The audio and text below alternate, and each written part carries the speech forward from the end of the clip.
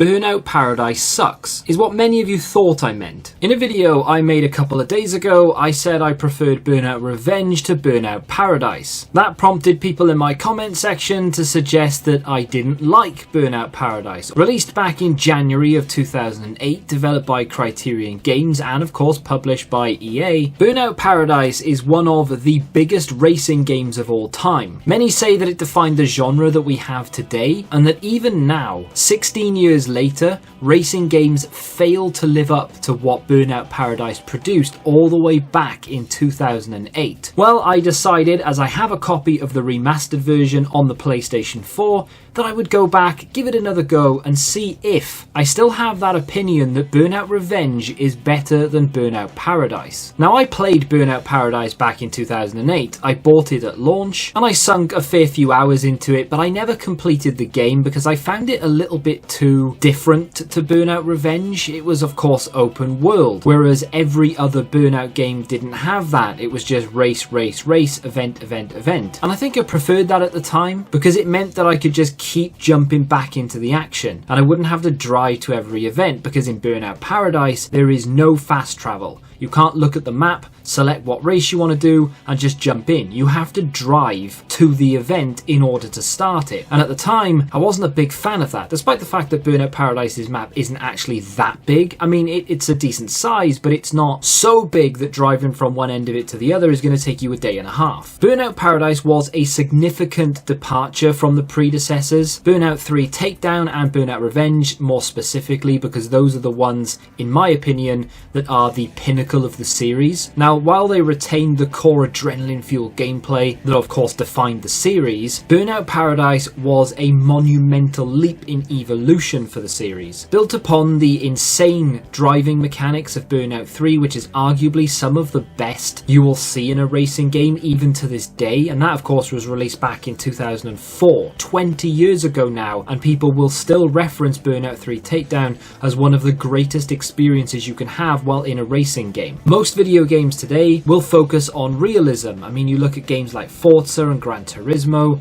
and yes, they boast very impressive visuals to the point where sometimes you can't really tell whether you're looking at a video game or a photograph. And whereas that is impressive, and of course there is definitely a market for that type of video game, Burnout doesn't even attempt realism. This is just a fun, chaotic, manic even playground that is full of twists and turns, shortcuts, stunts, and of course races quite literally at every turn. Now, Burnout Paradise transitioned the series into an open world format, as I've mentioned, and that's what sets it apart from the linear predecessors. The game's expansive detailed sandbox allowed players to explore freely, discovering races, challenges, secrets at their own pace. And of course, with the addition of seamless gameplay, what I mean by that of course is absolutely no loading screens, or at least 95% of the game didn't have loading screens. This in a way kind of makes up for the fact that it is an open world versus what the other Burnout games were. I mentioned earlier that I just liked being able to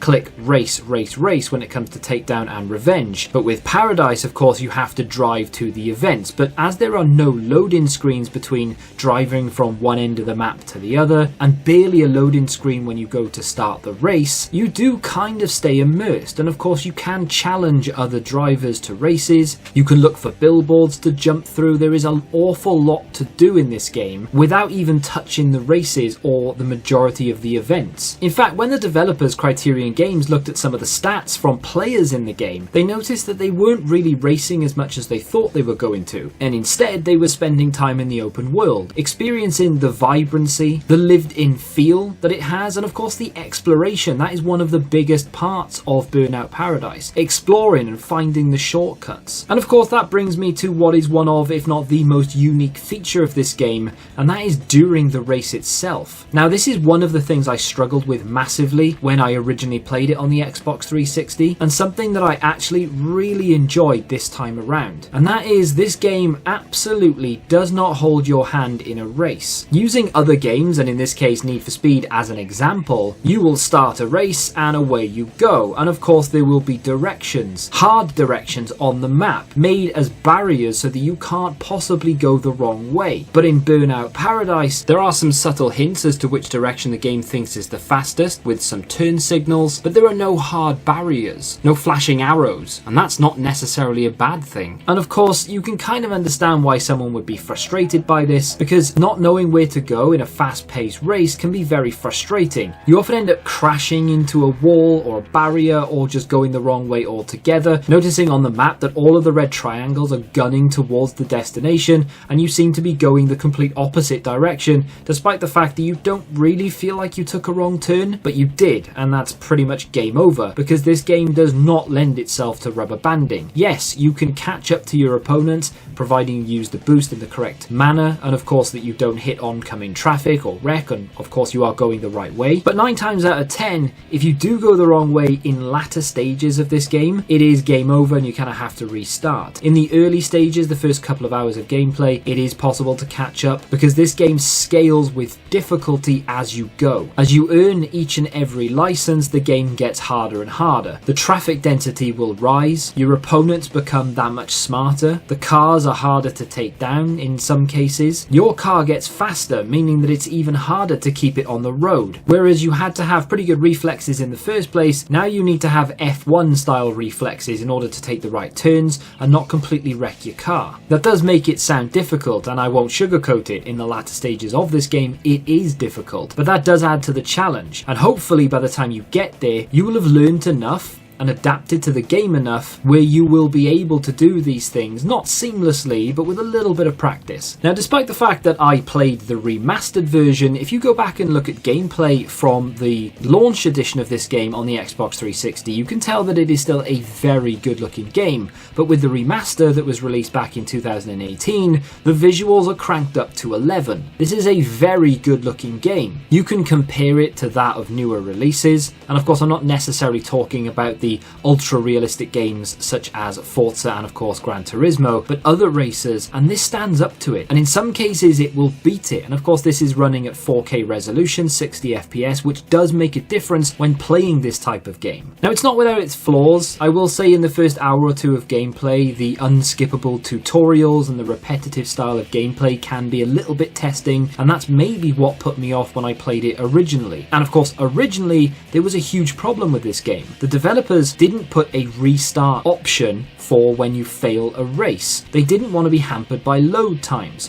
which I will say is a huge plus from other editions such as Revenge. The Revenge load screens can go on a little bit from memory, because I haven't actually played that game in quite a while. But in Burnout Paradise, the load times are leaps and bounds ahead of that of Revenge, and there aren't that many of them, to be fair. So not putting in a restart feature at the end of a race meant that they didn't need to reload the entire race. They could just put you back into the world as you were, and in most cases, especially in the early stages, there were plenty of races around. I mean, it's literally every intersection there's a race, so you never really thought, well, now I have to drive all the way back across the map to go to that race I just failed. You can just go to the one next to you and just do that instead, and eventually you'll work your way back over to the other side and you can try it again. Originally the world was meant to be bigger, from what I understand, with some farmland introduced, but they decided, and in my opinion this was a great idea and they've implemented it really well, they decided to make it smaller to the size that we have in the game, of course. And instead of just sticking in boring, barren farmland, they introduced more shortcuts, more stunts, more events in a densely populated city that, despite the fact has absolutely no human population whatsoever, and it's literally just cars, it feels very lived in, and there's always something going on. And it is almost reminiscent of like a GTA, for example, which of course is some of the most lived in world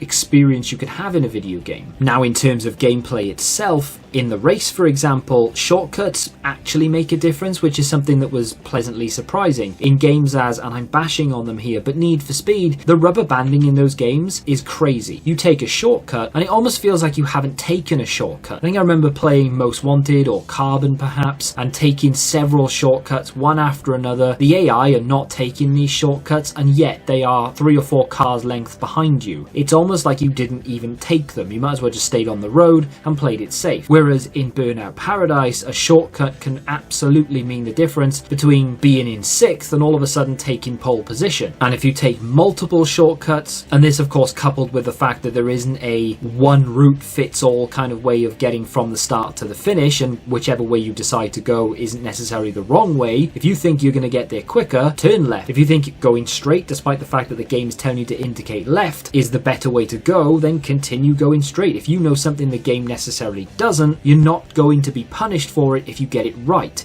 In fact, you will be massively benefited by taking a shortcut because the rubber banding is so minimal. And of course this is predominant in other racing games, but specifically the other versions of Burnout. So for example, Takedown and Burnout Revenge have rubber banding, and it's almost as bad, if not as bad, as the likes of Need for Speed games, for example, where taking a shortcut is almost pointless. That is definitely a plus point of Burnout Paradise that I never really noticed back when I originally played it, so props to them. When it comes to the loading screens, incidentally, they did do an update to add a restart race feature, so that sort of skipping the loading screen is something that they wanted to do. People weren't too happy that they had to drive all the way across the other side of the map to restart the race and try again, so they introduced a restart feature, which is obviously something that wouldn't have really been possible in Burnout 3 Takedown, with updates not really being a thing back then. And of course Revenge was originally a PlayStation 2 and Xbox release. It did get a 360 release, of course, but with technology advancing and more people getting online with their games, Burnout Paradise was the perfect game to update, and they've updated it well. They gave an awful lot of free content. They did release the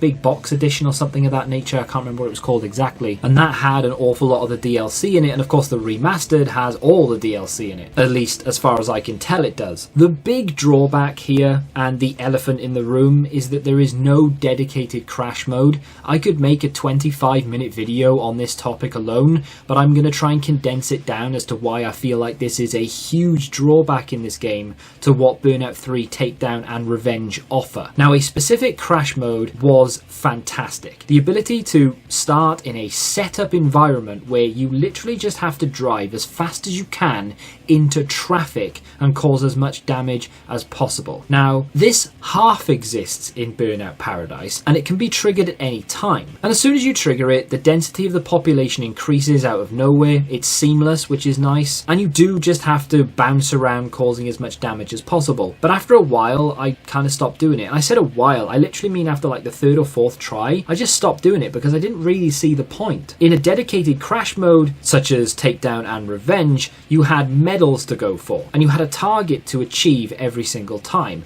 And if you failed to hit that target, well, restart and go again. And that was the beauty of crash mode. And that's what I really enjoyed about it. And of course there is Aftertouch as well, which is half something you have in Paradise, but not really. I just felt like the mode lacked purpose. It was fun that it was there, and it's interesting, it is different, and of course it is sort of adapted to an open world, but just dot around a few crash time events in these junctions instead of takedown modes or standard races, and I would have been a happy bunny. And that's why Takedown, but more specifically for me, Burnout Revenge, still holds the crown as the greatest Burnout game. It has almost everything Paradise has, but with that additional crash mode as well. Paradise's open world is absolutely fantastic, and the detail in it is insane. And if you have never played this, you really do need to give it a go, because it's like something you've never touched before. Other games have tried to replicate, and they've borrowed from Paradise throughout the years, and they've tried to implement it into their own games, but Criterion created something that is timeless in this open world game. It's almost unfair to compare it to Revenge, because even though they are very similar in the gameplay and the way that the cars handle, and you could argue that there is some sort of repetitiveness within the gameplay, takedown, race, crash, etc., it doesn't get old. Absolutely does not get boring, and other games have tried to replicate it, and Criterion have taken on some Need for Speeds themselves, which are fun in their own right, but they absolutely do not compare to Burnout Paradise. And even though I'm saying Burnout Revenge is my favourite Burnout, and I do stand by that, it still is, although I will need to go back and revisit that to see if I'm not sort of clouded by nostalgia goggles, I would say that Burnout Paradise is the greatest open world racing game of all time. But I will have to visit some close seconds in the near future to see if it does indeed hold up. But from what I've played over the last couple of days, and I've had so much fun doing it, I think it's going to be unbelievably challenging for another video game to come out and compete with this ever. The soundtrack in Burnout Paradise is nothing short of sensational. They borrow tracks from, of course, the other Burnout games